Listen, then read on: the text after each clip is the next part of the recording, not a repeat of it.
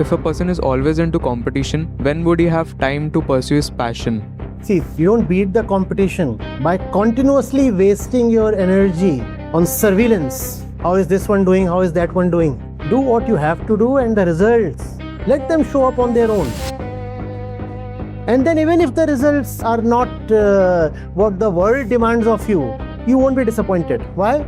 Even if the result is not great, you're fine. I mean, who cares? So this is the first kind of competition in which really there can be no fun.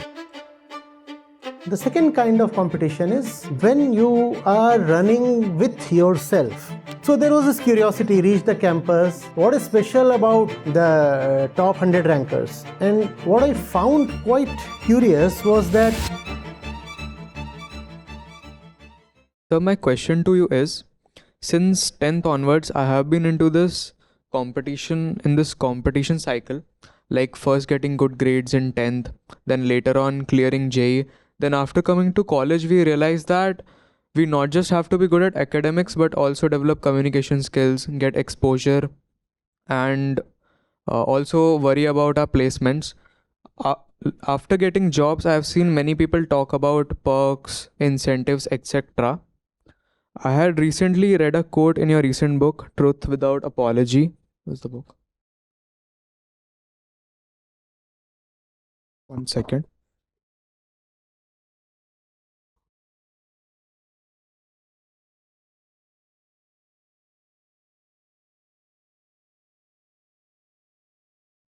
The quote says, "The joy of overcoming yourselves is much deeper and more authentic than the fleeting pleasure of indulging yourselves." Now, if a person if a person is always into competition, when would he have time to pursue his passion if he's always competing with someone else? That's right. Well said. Well said. See, there are two types of competitions. One is when you are running alongside the other and continuously looking at the other. Obviously, if you're continuously looking at the other, there can be no passion, no love, no inwardness. You're just looking at the other one, and the other's actions are not controlled by you. The other can suddenly slow down and you will feel happy. But this happiness is borrowed happiness, right? Something happened there and he dictated when you would be happy. In fact, he can just smile to himself and say, let me make this one happy now. Let me slow down a little. And he'll start laughing. Equally, the other one has the power to make you sad. He'll say, let me just accelerate a bit. And this one will start crying. So this is the first kind of competition in which really there can be no fun. The second kind of competition is when you are running with yourself. You are acting because you want to act. You have known what deserves to be done, and you have jumped into it and immersed. And in this, again, it is possible that there are others running ahead of you, beside you, behind you. It's again possible. But now you are not looking at them. Externally, situation 1 and 2 may look almost the same. The critical difference is whether you are doing something with respect to others or whether you are doing it because there is joy for you in it. What we have seen is, what history suggests is, the ones who run by themselves, for themselves, are often seen beating the competition without wanting to. They don't even want to beat the competition, and at the end or at some point they discover that they are ahead of most of the pack and are surprised.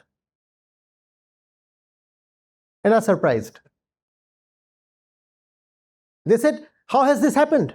We never intended to be ahead of others. The intention was something else. What was the intention? The intention was a love affair between me and this thing that I'm doing. That was the intention. That's what I did. And lo, I suddenly find I'm ahead of the pack. And this surprise thing, I'll give you two examples. The first one from IIT and the second one from somewhere else. Like everybody who prepares for the JEE, I too had targeted a top 100 rank. Didn't get it. In fact, missed it by a mile. So there was this curiosity, reached the campus. What is special about the top 100 rankers? And since it was IIT Delhi, we even had a few of the top 10 rankers. We chose the CS branch, they were there. And what I found quite curious was that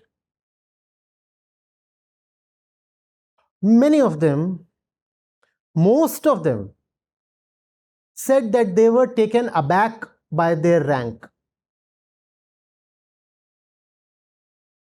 That the rank came as a surprise to them. These were people who really had their heart in what they studied, at least at the JEE level, maybe not later on in the campus. So they loved solving problems, physics, maths, chemistry. They enjoyed that. It was their enjoyment that kept them going, that enabled them to do the long hours. And then the result was declared and they say, oh, All India rank 5? How is that possible? One of them said, I thought it is some kind of typo or something, and waited for 3-4 days in case the JEE office issues a clarification or correction. I just couldn't believe I'm in the... That's how you beat the competition, not by targeting the competition, but by being with yourself.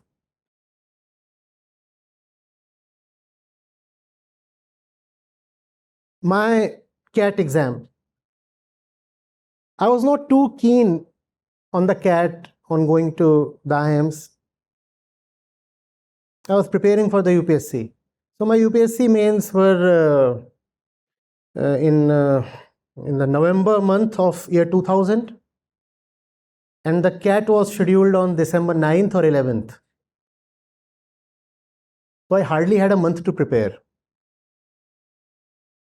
So I joined a test series so that I may just know where I stand with respect to others. I joined the test series and I was never one of the toppers there. I was doing well, fine, but not much of preparation, not much inclination either. So not one of the toppers there. The toppers again were from IIT. I knew them. So came the D-Day, we wrote the exam, and the pattern had changed that year. Instead of 4 sections, there were only 3. Instead of 180 or 90 questions, there were only 165. And the questions were a lot tougher. So I anyway used to do some 120 odd questions, 120, 125. That year I did 113. I thought I have not done very well, and just emerged from the center. And there I found the others almost sobbing, long-faced, inconsolable. I asked what had happened. And these were the ones who were scoring 140, 150 at the time of the mock tests. I said, what has happened? There was hardly anyone there who had reached even triple digits, 80s, 90s, maximum 105. It was then that I came to know that the pattern had changed. The questions were much more difficult than the previous years. I was not comparing. Even previous year is a comparison. Do you see this? How is the pattern compared to the previous year? How is the difficulty level compared to the previous year? So I still did 113, and that was much more than what most of the others had done. And when the results were declared, I got shortlisted for a particular scholarship, and the shortlisting there happens on the basis of your CAT score.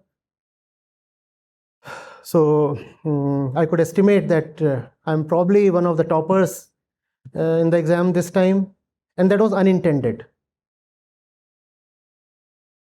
You don't beat the competition by continuously wasting your energy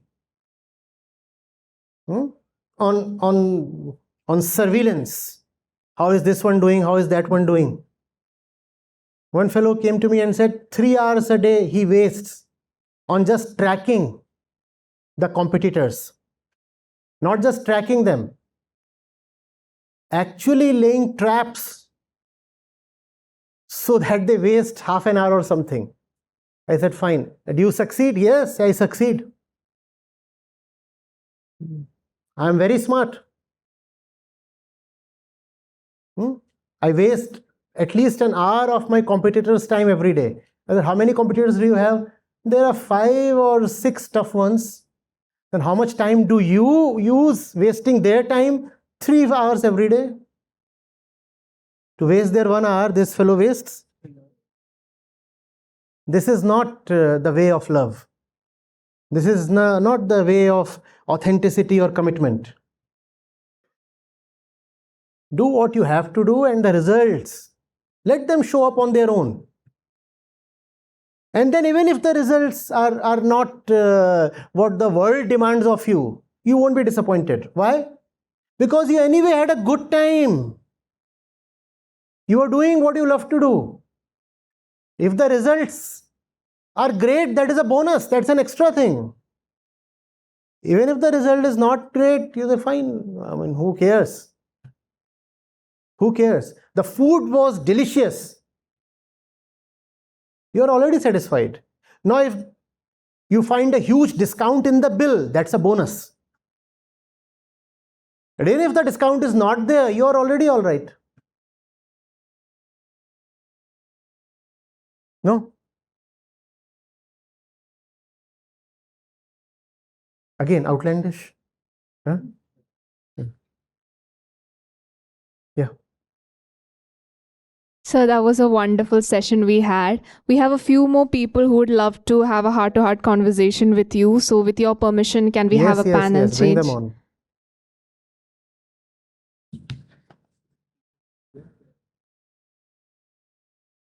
Sir, so I'll be starting with the question now. It is related to all that we have discussed right now, and maybe even add on to Kathan's question, which was about passion. So I'll start with, I was very weak at math in the 11th and 12th standard. When I came here, I, started a new approach and started to do everything right and hard worked and everything. And I got good grades when 50 out of 180 failed in our batch. So this, kind of inspired me ki, okay, I can help use this to teach others. Math. Yes, maths. It started with maths. Okay, so I started teaching my batchmates. I started teaching the backlog ones especially, and it was all good. And I even extended this to a YouTube channel, and I started teaching math there as well. So my initial question was that how I can extend this. I can extend my teaching ability and extend my YouTube as well. Then I came across a quote of yours, which states that,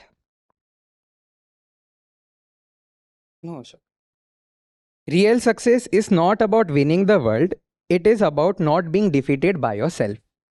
So I took a step back and I thought that, okay, what is real success about? Then in the last year, I am, if we term it as success at school level, like I've been winning hackathons or I've been doing great work in research or in other fields as well. It all started with math only. Okay, and due to this I'm not able to like put my videos more on YouTube, or because there I'm not getting the reward which I am getting from somewhere else. So it is like a dual passion problem. So yes. No, it is not that it is about sticking to just one thing. Please understand, if you have been rightly with one thing, that one thing will enable you to move on. Right? That is the right relationship. Because as a young person, you are evolving. You are evolving. If there is something that you relate to, right, that relationship has been meaningful if it helps your evolution, if it allows you to expand, diversify, even move on. That is auspicious. It's not that you are being disloyal or something. It is good. You are not good at maths, then you developed a certain proficiency with maths, and then you evolved to becoming a teacher, you started helping others, and then you expanded your circle and created that YouTube channel. And now, because these things have been all right, hence you will graduate, ascend to something else. That is fine. That does not mean that you have been a deceiver or that there is one passion you are not attending to. You don't need to think that way. Then, sir, how to satisfy ourselves? Like, This next thing that you are moving to is not a thing of your satisfaction. it is. Then I am not getting enough time to, like, I love to teach. It is. You want to attend to the YouTube channel as well? Yes. Then there are other places you are giving time to. Yes, reduce time from there. Then this The is day a has dilemma. 24 hours for everybody. There is this thing that you want to do, and there is this thing that you want to do. Then definitely you have to cut down on some other things that are not up in the priority list. See how much time you waste in gossip or on the phone or in other things. I mean, you'll have to extract time from somewhere. And continue both. Whether you would continue both depends totally on you. I am nobody to guide that. It depends on your relationship, the intensity of your love for what you are doing.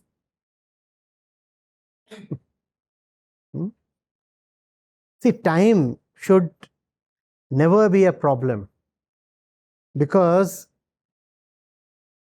we complain about time only when we do not measure it. And you cannot manage what you do not measure. Hardly anybody I know of measures time. How much time do I put into this, into that, into that, into that, into that? And if you can actually measure that, you'll be astounded.